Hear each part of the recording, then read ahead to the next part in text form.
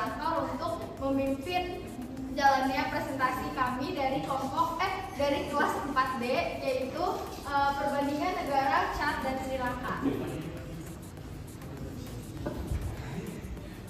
Oke, di sini kami akan menjelaskan tentang negara Chad. Yang pertama itu ada namanya sistem pemerintahan negara Chad.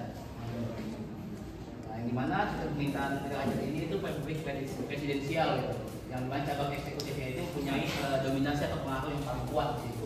Dimana konteksnya itu presiden itu mempunyai kekuasaan gitu untuk menunjuk perdana menteri dan dewan negara atau kabinet itu sendiri, dan juga situ presiden sendiri itu juga punya andil gitu untuk menunjuk beberapa kayak dewan-dewan lain seperti kayak pimpinan hakim, jenderal maupun pejabat provinsi sekalipun. Ya, yang kedua ini ada sistem pemilu di negara Chad, yaitu pertama ada pemilihan presidennya. Proses pemilihan presiden Chad dipilih melalui pemilihan umum langsung oleh rakyat.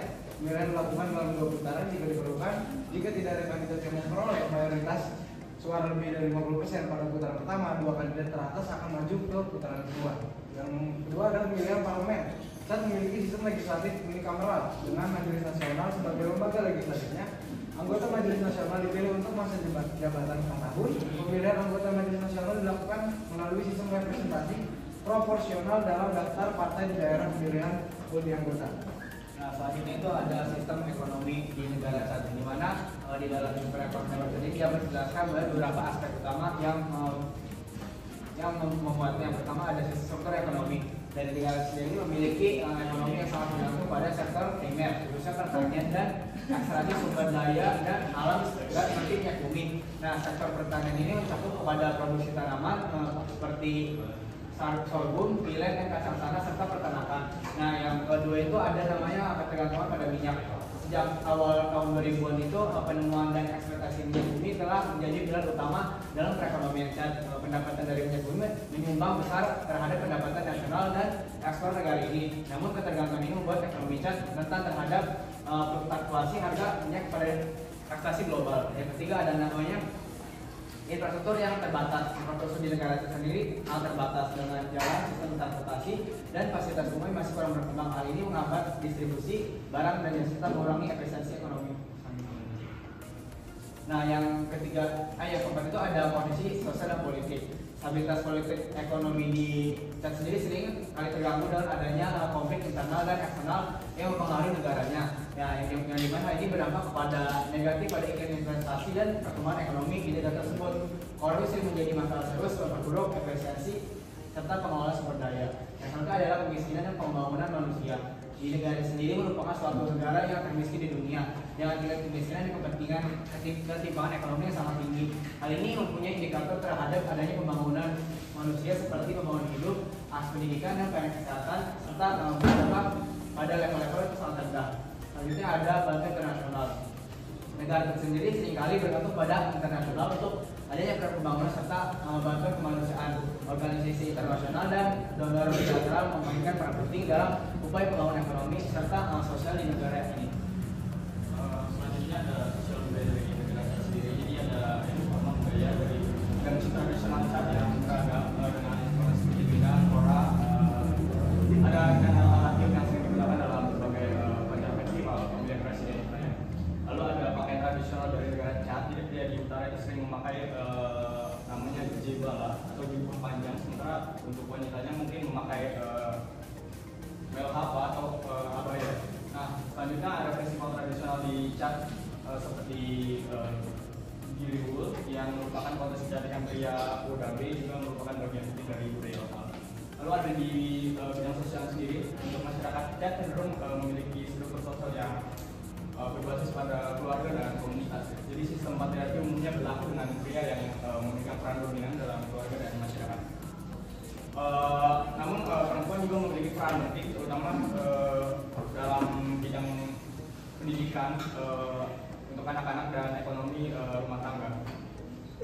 Nah, untuk makanannya sendiri di masakan Chad itu mencerminkan pengaruh dari Afrika Utara dan Sub-Sahara. Hidangan pokok termasuk millet, sorghum, dan kacang-kacangan, daging seperti domba, kambing, ikan, dan juga yang lain, terutama di sekitar Danau Chad. Salah satu hidangan khas ini adalah bole yang terbuat dari millet atau sorghum. Disajikan dengan saus atau daging. Selanjutnya dari negara Sri Lanka. Yang pertama itu ada sistem pemerintahannya. Sistem pemerintahan di Sri Lanka adalah republik semi presidensial yang berbentuk demokrasi representatif. Presiden adalah kepala negara dan kepala pemerintahan yang dipilih secara umum untuk masa jabatan 5 tahun. Perdana Menteri membantu presiden dalam menjalankan pemerintahan dan mengawasi pelaksanaan kebijakan. Parlemen di Sri Lanka adalah unikameral yang beranggotakan 225 orang. Parlemen Sri Lanka terdiri dari 2 badan legislatif, yaitu Dewan Perwakilan Rakyat dan Dewan Negara. Yang kedua ada sistem pemilu di Sri Lanka. Yang pertama itu dari pemilihan anggota parlemen. Anggota parlemen di Sri Lanka itu ada 225 parlemen.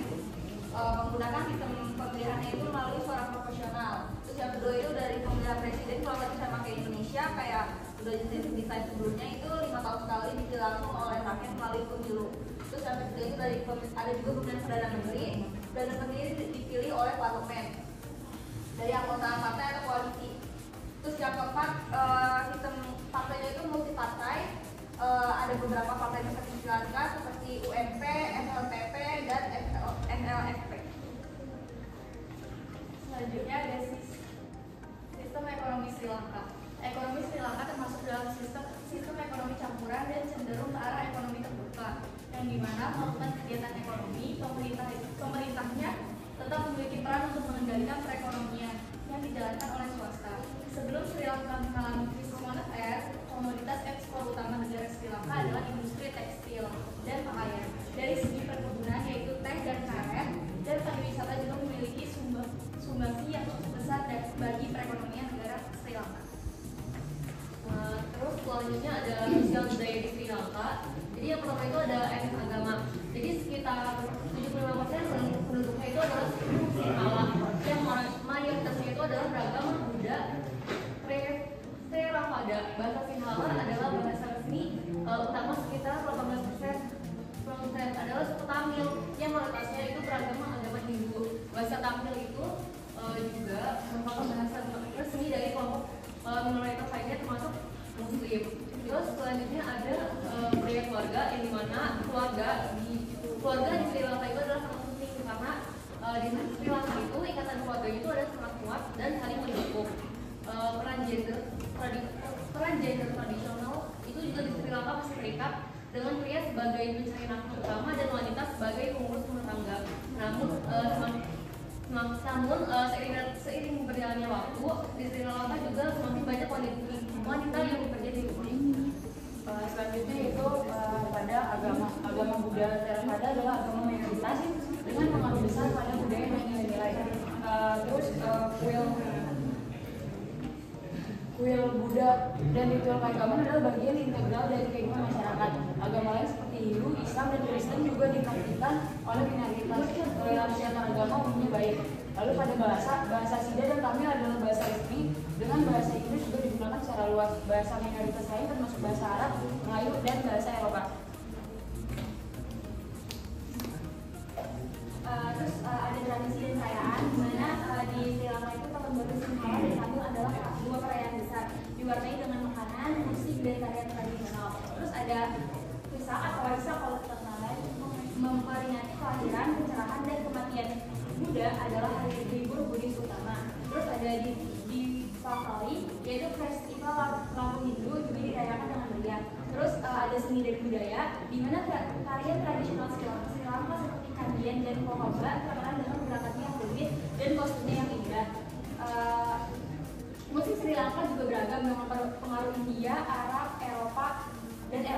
Alat musik tradisional seperti sitar dan tabal sangat populer di Sri Lanka. Seni lukis patung, kerajinan tanah Sri Lanka juga memiliki sejarah panjang dan kaya. Terus ada etika dan sopan santun di Sri Lanka. Orang Sri Lanka biasanya saling menyapa dengan senyuman dan salamnya itu ayubowan, yang berarti selamat datang. Pakaian yang sopan dihargai, terutama saat mengunjungi tempat ibadah. Tangan kanan digunakan untuk makan. Nasi adalah makanan pokok dan hidangan sering disajikan secara komunal. Baik, mungkin itu sekian presentasi dari kami. Selanjutnya Baik, dibuka sesi pertanyaan. Ada 3 pertanyaan. Silakan yang ingin bertanya mengacungkan tangan. Oke, banyak nih yang mau nanya. Dinda Septiana, Dinda Rizky, sama Insi Rusda, boleh bertanya? Jadi mau nanya, gimana sih proses pemilihan anggota Majelis Nasional di Chad di negara Chad kayak gimana? Asli. Oke, pertanyaan kedua dari Rizky Adinda. Jadi mau nanya, kalau di Chad itu kayak siapa sih yang memiliki kekuasaan yudikatif tertinggi? Yang ketiga dari Insi Rusda, silakan. Bagaimana pengaruh sistem proporsional dalam pemilihan anggota parlemen di Sri Lanka? Jadi pertanyaannya itu bagaimana proses pemilihan anggota Majelis Nasional di Chad tuh? Jadi jawabannya tuh anggota Majelis Nasional tuh dipilih melalui sistem representasi proporsional dalam daftar partai di daerah. Terus juga partai-partai itu menyajikan daftar kandidat dan juga kursi yang didistribusikan berdasarkan proporsi gitu. Nah, suara yang diterima juga dari masing-masing partai itu di daerah pemilihan tersebut gitu. Baik, audiens ada yang ingin menanggapi pertanyaan dari Dinda Septiana, silakan majukan tangan. Oke, Alia, silakan. Nambahin aja, jadi proses pemilihan anggota Majelis Nasional di Chad itu secara ringkasnya itu yang pertama itu kan ada pemilihan umum, di mana diadakan setiap 5 tahun sekali. Terus sistem pemilihan itu campuran antara sistem mayoritas atau dan juga proporsional. Kemudian daftar pemilih itu disusun dan diperbarui sebelum pemilu. Kemudian kampanye pemilu itu partai kandidat berkampanye itu mendapat dukungan. Kemudian ada pemungutan suara di mana pemilih itu memberikan suara di tempat pemungutan suara yang ditentukan. Setelah pemungutan suara ada pengumuman suara, terus juga pengumuman hasil. Dan yang terakhir itu ada penyelesaian sengketa di sengketa atau sengketa ditangani oleh otoritas pemilihan atau pengadilan. Oke, baik, terima kasih Alia atas tanggapannya. Sekarang silakan presenter untuk menjawab pertanyaan dari Rizky Adinda, yaitu siapa yang memegang kekuasaan yudikatif tertinggi di negara Chad. Jadi saya akan menjawab pertanyaan dari Rizky Adinda. Pertanyaannya, siapa yang memiliki kekuasaan yudikatif tertinggi di negara Chad? Kekuasaan yudikatif tertinggi di Chad itu dipegang oleh Mahkamah Agung yang memiliki wewenang untuk meninjau konstitusionalitas undang-undang dan keputusan eksekutif. Hakim Mahkamah Agung diangkat oleh Presiden. Oke, baik, terima kasih Nabil telah menjawab. Audiens, adakah yang ingin menanggapi pertanyaan dari Rizky Adinda? Baik, audiens yang ingin menanggapi silakan acungkan tangan. Oke, baik, kita izin menambahkan dari pertanyaan tadi Rizky Adinda. Jadi ada sistem peradilan itu terdiri dari Mahkamah Agung, ada pengadilan banding sama pengadilan pertama. Nah, pengadilan tingkat pertama ini tuh ada pengadilan khusus. Nah, setelah pengadilan khusus baru ke MA atau Mahkamah Agung. Nah, MA ini tuh merupakan pengadilan tertinggi di Chad. Oke, baik, terima kasih kita atas tanggapannya. Selanjutnya presenter silakan menjawab pertanyaannya dari Insi, yaitu bagaimana sistem proporsional dalam pemilihan anggota parlemen di Sri Lanka. Pertanyaannya kan gimana pengaruh proporsional dalam pemilihan anggota parlemen di Sri Lanka? Jawabannya itu sistem proporsional menurut dari representasi dari berbagai partai politik di parlemen. Itu berdasarkan proporsi suara yang mereka terima secara nasional. Gitu. Itu membantu mereka menciptakan parlemen yang lebih mencerminkan keragaman politik dan semacamnya. Baik, terima kasih Rogi atas jawabannya. Audiens,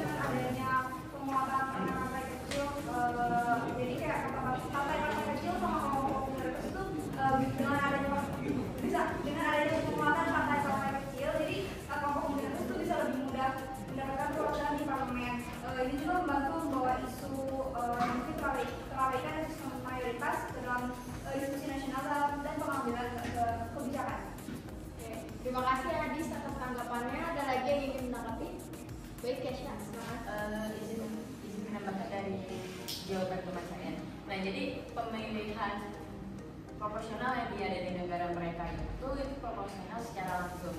Yang dimana pemilih itu diberikan dua suara.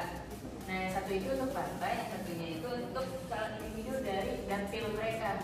Terus juga kalau untuk di presidennya mereka itu kayak dicetak aja, nggak kayak Indonesia di satu coblos. Dan Oke, terima kasih Kesha atas tanggapannya. Baik, sekian dari kelas 4D dalam presentasi perbandingan negara Chad dan Sri Lanka.